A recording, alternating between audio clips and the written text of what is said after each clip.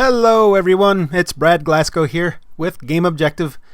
I just wanted to make a quick video to talk about this Motherboard article and get this off my chest. I didn't feel like typing this up, I'm sorry. So I'm going mostly off script here. I have a couple notes, but I wanted to talk about why this article is such crap. This is Emmanuel Myberg. I apologize if I mispronounced it. He is the weekend editor for Motherboard, and he interviewed me on January 19th about Gamergate.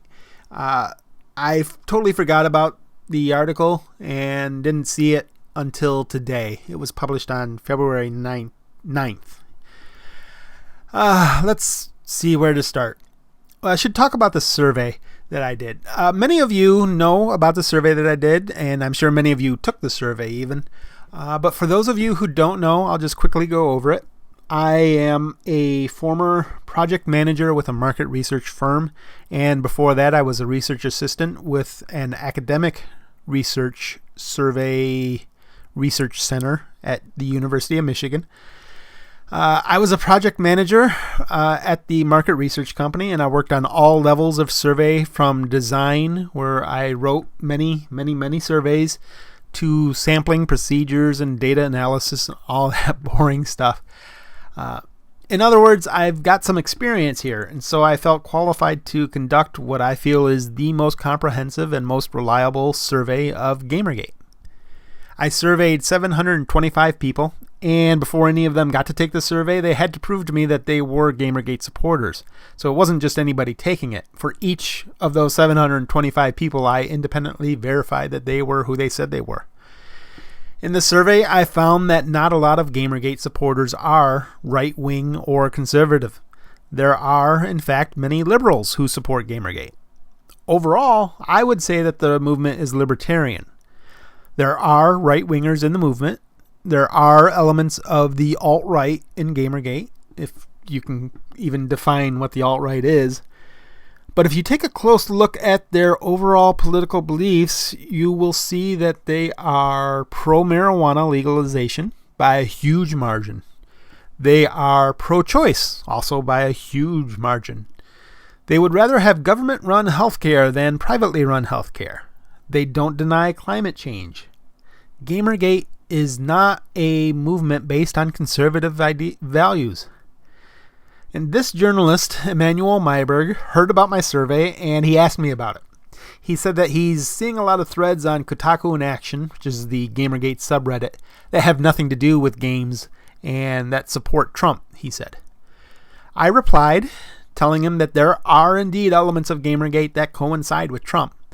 They are both fiercely anti-media, and they're both fiercely anti-establishment. However, I said that Trump isn't a true right-winger, and while there are some in Gamergate that support Trump, there are a lot who don't. Hell, around half of the Gamergate supporters that I surveyed aren't even American, so it doesn't even apply. But then Myberg posted his article, and he doesn't quote me. He doesn't use a single word that I wrote. Instead, he calls my survey a straw poll, a, quote, unscientific internet poll which can be easily gamed by a community that often games polls. And he never gave me a chance to respond. I am going to be getting a webcam soon, I promise you. I apologize for a lack of webcam, but right now you would see me face palming, because this is just stupid. My survey was not a straw poll. It was as rigorous as you can be with an anonymous movement.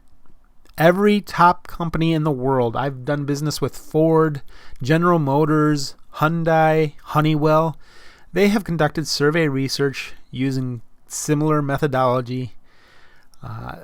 And if any of you saw the Quantic Foundry article that I wrote, or the video, that's a company that uses similar methodology to mine. They're a gaming research company. And research gamers, you pretty much need to have an opt-in poll.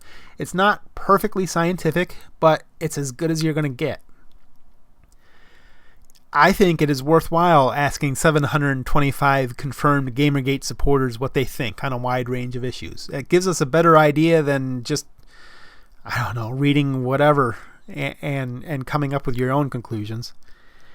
And then Myberg quotes Catherine Cross, which adds insult to the injury here. She wrote an article that straight up lied about Notch. Marcus Persson, the developer, the creator of Minecraft, she said that he harassed and attacked a female game developer. It wasn't in this article, it was in a Gama Sutra article. Except it never happened. Notch never attacked this woman. He never harassed her. He sent her one politely disagreeing tweet, and she responded a couple days later with "Wish you were here" in a friendly tweet. So there wasn't even any bad blood. Catherine Cross corrected her article when she found out about this, and she got her correction wrong. Then she corrected it again. Then she corrected it again. The article is still up, and it's still wrong. And he quotes her instead of me. Now, what is Emmanuel Myberg's evidence that Gamergate doesn't care about games and that they're political? Well, he looked at 3 days worth of the top 25 threads on Kotaku in Action. Out of those 75 threads, he says that 38 of them were not about games. So that's about half. And 2 of the days that he looked at, 2 of the 3 days, were the 2 days right after the American election.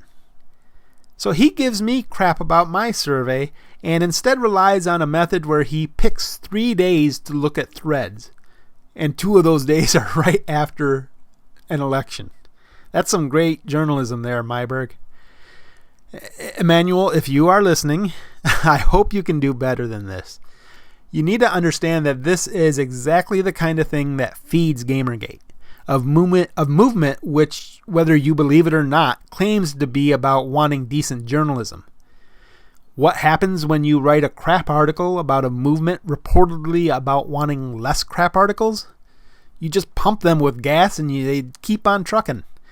This article, and I know there are 20 million articles out there just like it that are just as bad, are the exact reason why Gamergate is still going on almost 3 years later.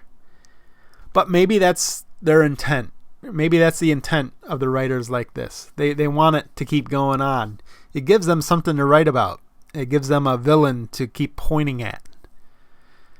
Those are my thoughts. What do you think? I hope you all have a happy Sunday. Leave a like if you like the video. Maybe consider subscribing to the YouTube channel. Hit the thumbs down if you don't like it, and let me know why.